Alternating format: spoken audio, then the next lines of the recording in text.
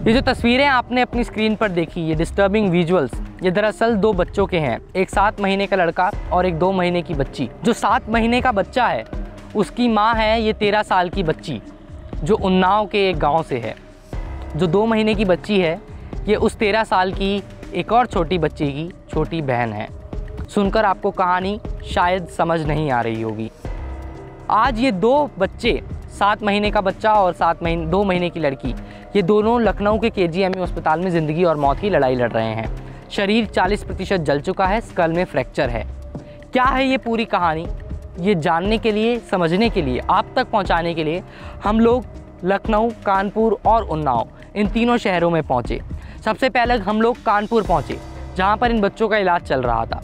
इलाज में पूरी तरीके से ट्रीटमेंट ऑप्टिमम ना होने के कारण, सिचुएशन क्रिटिकल होने के कारण इन दोनों बच्चों को, इस पूरे परिवार को लखनऊ रेफ़र किया गया। हम लोग लखनऊ पहुंचे और हमने इस बच्ची के परिवार से बात की। बात करने पर पता चला तो पिता ने बताया कि बच्ची का रेप हुआ। फरवरी 2022 में कंप्लेंट लिखाई गई। रेप का शिकार हुई ये बच्ची सितंबर 2022 में एक नवजात शिशु की मां बन जाती है। पिता ने हमसे बात करते हुए और भी चीज़ें बताई, जिसमें उन्होंने बताया कि दिसंबर में बच्ची का रेप हो गया था, सितंबर में इसने एक नवजात को जन्म दिया। बच्ची की माता, यानी कि जो पीड़िता है जिसका रेप हुआ, उसकी माता ने हमसे बात करते हुए बताया कि उसके चाचा ने इनको पीटा, इनके घर में आग लगाई, जिसके अंदर इन दोनों को चोट पहुँची, इन दोनों बच्चों को। क्या कहा इनके पिता ने, इसकी माता ने, मैं आपको एक बार सुनवाता हूँ। एक सन 2021 में घटना हुई थी जिसका कोई वही नहीं लिखा गया। एप्लीकेशन दिया, कोई सुनवाई नहीं। कोई सुनवाई नहीं। एप्लीकेशन दिया था आपने? जी। कप्तान साहब के यहाँ भी एप्लीकेशन है। कौन से थाने में? गांव में जो थाना है उसमें? मोराव में मोरामा एप्लीकेशन दिए। कप्तान साहब की यहाँ कोई सुनवाई नहीं हुई। 13 फरवरी फिर उठा ले गए। 13 फरवरी तो अज्ञात में मुकदमा लिखा गया, तब वो 2-3 लोगन को ले गए, 2 लोगन तब भी छोड़ दिया। तो 13 फरवरी से पहले कौन सी घटना हुई थी जिसका एप्लीकेशन? 31 दिसंबर सन 2021 का तभी का बच्चा। 31 दिसंबर 2021 को हुआ था। हाँ, तभी का बच्चा है। फिर 13 फरवरी को फिर से उठा लेंगे। पुलिस हमसे कहते तुम्हारे साथ गलत काम नहीं हुआ तो हमारे लड़की के साथ एप्लीकेशन देते रहे, तुम्हारे बच्चे कैसे लड़की के पास रहा, ये कैसे आ गया। हमें कोर्ट भी परमिशन नहीं दी बच्चे गिराने के। हमको पुलिस बहुत कहती रही गिरवा दो इधर उधर। हमें जब बच्चा बड़ा हो गया तब, पहले कुछ नहीं बताया ना, हमका हमारी सुनवाई नहीं की।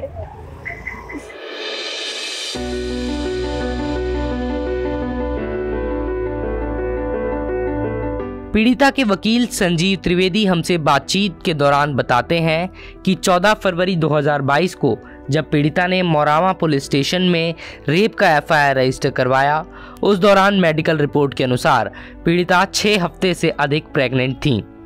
लेकिन ये मेडिकल रिपोर्ट उनके परिवार को नहीं सौंपी गई। परिवार का कहना है कि ठीक समय पर सही सलाह और रिपोर्ट ना मिलने के कारण प्रेगनेंसी को अबॉर्ट नहीं किया जा सका। 13 फरवरी 2022 में जब लड़की शाम को 7 बजे शक्कर लेने के लिए बगल में दुकान पे कहीं गई है, तो कुछ लोगों ने उसको वहां से किडनैप किया।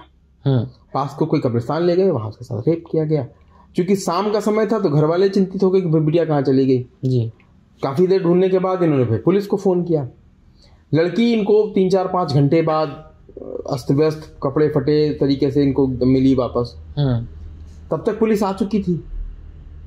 इन्होंने पूछा क्या हुआ, तो उसने पूरी बात बताई।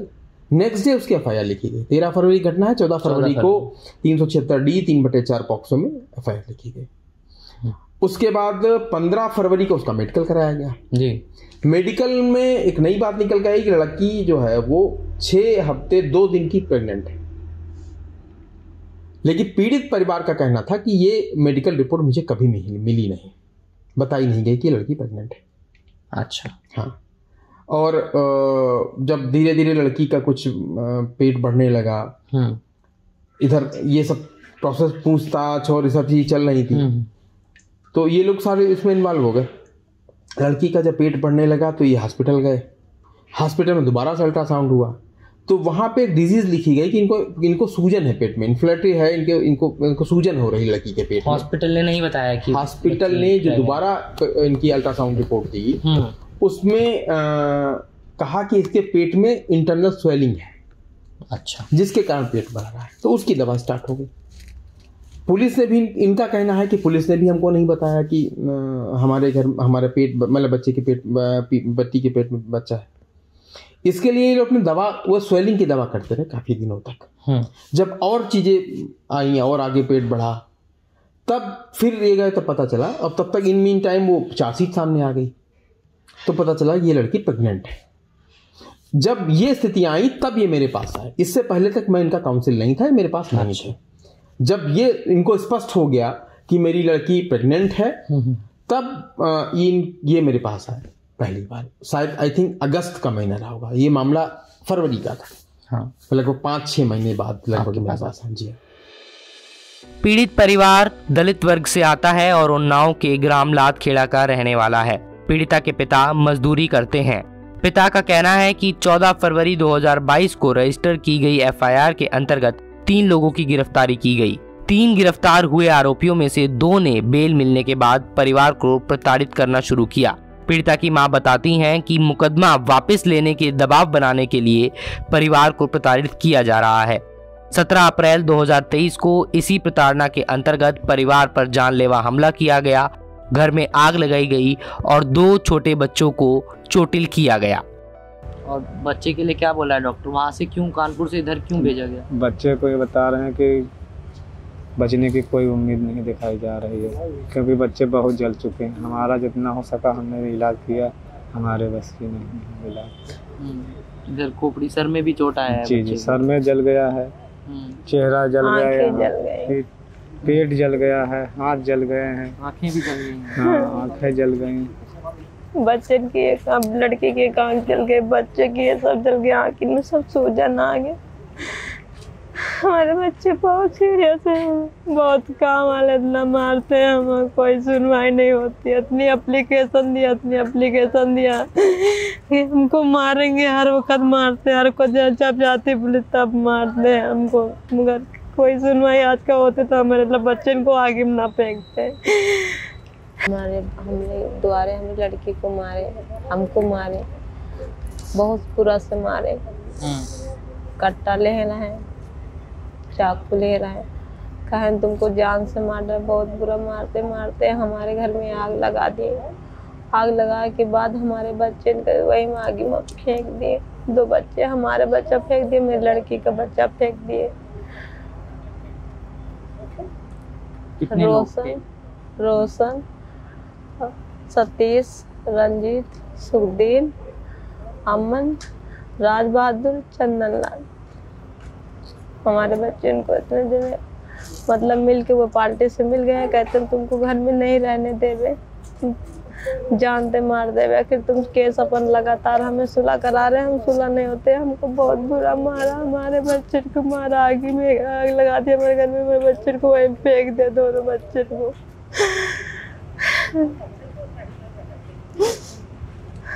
फेंक दिए। हमारे बच्चे जगह जगह से रिपेयर हो रहा है, हमारे बच्चे पूरा जल गया। हमको बहुत मारा, मैं बिटिया को मारा, हाथ टूट गया। हमें जब देखो तब मारते हैं, जब देखो तब मारते हैं। हमारे आदमी को पहले मारा, अस्पताल में हमारा आदमी भर्ती रहा, जिला अस्पताल में मोरावा से रिफर है। अब हमारे बच्चों के फूंक दिया, हमारे बच्चे रिफर जगह जगह से हो रहा, मोरावा अस्पताल से रिफर हो गए, यहाँ से रिफर हो, बगैर जगह जगह से रिफर हो रहा है। पीड़िता के परिवार और उनके वकील का कहना है कि 31 दिसंबर 2021 को पीड़िता के साथ 5 लोगों द्वारा दुष्कर्म किया गया। 14 फरवरी 2022 को रजिस्टर कराई गई एफआईआर के तहत अमन, अरुण और सतीश नामक 3 आरोपियों की गिरफ्तारी की गई। गिरफ्तारी के वक्त अमन की उम्र 17 वर्ष की थी। 18 नवंबर 2022 को न्यायालय ने अमन को रिहा किया।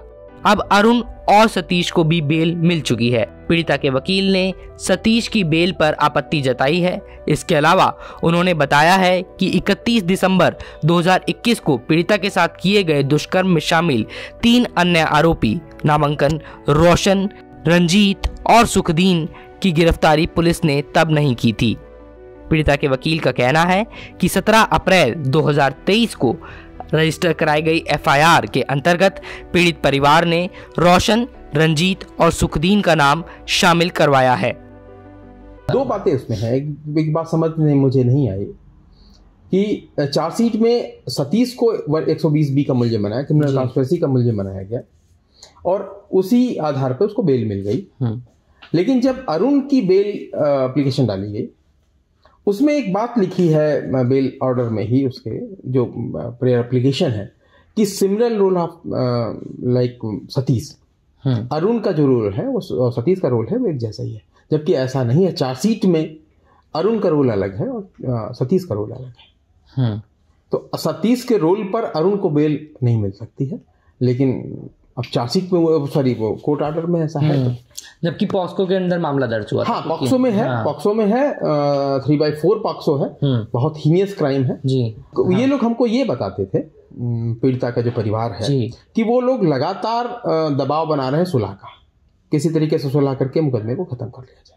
अच्छा, सतीश और अरुण के? हाँ, उनके जो भी वो लोग थे, फैमिली मेंबर या जो भी लोग थे। जी। एनसीआरबी के सन 2019 के आंकड़ों की माने तो देश में होने वाले कुल रेप्स में से 15.4% विक्टिम गर्ल चाइल्ड है।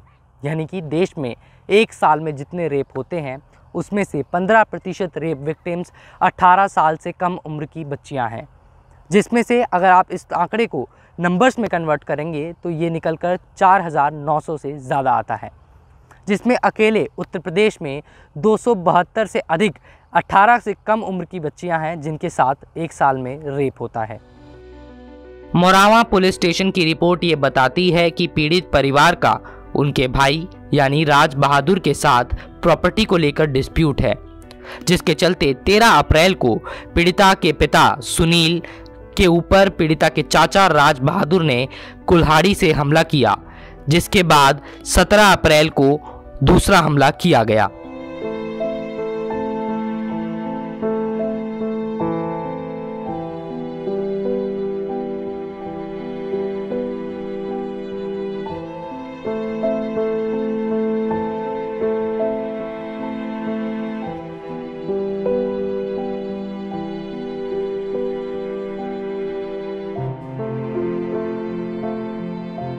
हमने पीड़िता के गांव लादखेड़ा जाकर वहां के स्थानीय लोगों से भी बात की। आरोपियों के परिवारजनों का कहना है कि पीड़ित परिवार द्वारा उन पर झूठा आरोप लगाया जा रहा है।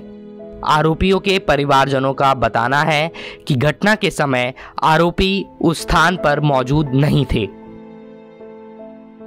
बताया जा रहा है मेरा बेटा यहाँ भी नहीं, मेरे गांव में पता कर लो सबसे, पूछ लो क्या सच्ची क्या झूठी। हर गलत मेरे बेटे को फंसाया जा रहा, दिल्ली गई पुलिस पकड़ने मेरे बेटे को। क्या करता है दिल्ली में, क्या करता है? बिजली रिपोर्टिंग का काम करता है। अच्छा, मेरा बच्चा चोरी करता है, उसको सजा दे जाती है, हमको कोई नहीं दुख होता।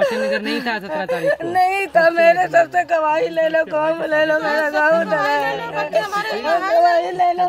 हमारे बच्चे मेरे बच्चे यहाँ भी नहीं, 2 महीने से दिल्ली में पड़ा हुआ, फिर बीच में गया था बिजली। अब इधर आग लगी कहाँ से सतीश? तो तारीख बनाई है, इसी ने बलात्कार में लिखाया था ना तारीख, तो हम तारीख पर गए ना, छूट गया।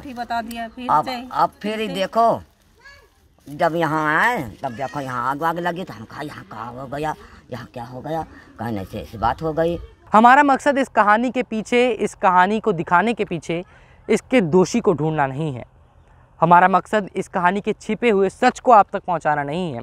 उसके लिए इन्वेस्टिगेटिव एजेंसीज़ हैं, पुलिस अपना काम कर रही है, लेकिन जर्नलिस्टिक अप्रोच के तरीके से हमारा मकसद आपको इस कहानी के उस सच की ओर आकर्षित करना है जिसे टाला नहीं जा सकता। इस कहानी का अंतिम सच है लखनऊ के KGMU अस्पताल में ज़िंदगी और मौत की लड़ाई लड़ रहे 2 महीने की बच्ची और 7 महीने का बच्चा, जिसकी माँ खुद एक 13 साल की लड़की है। आज ये तीनों बच्चे ज़िंदगी और मौत की लड़ाई लड़ रहे हैं। इन्वेस्टिगेशंस, गांव वाले, मेरी और आपकी धारणाएं चाहे कुछ भी कहती हूँ, देश की एक और बच्ची, एक और समाज की कमी का शिकार हो गई है। कैमरा पर्सन मदन लाल के साथ Harshit Sharma, Mojo Story, Unnao. It's great to see you here. Thank you for watching our work. If you haven't subscribed yet, don't forget to click the bell icon and subscribe to Mojo Story and support independent, robust journalism.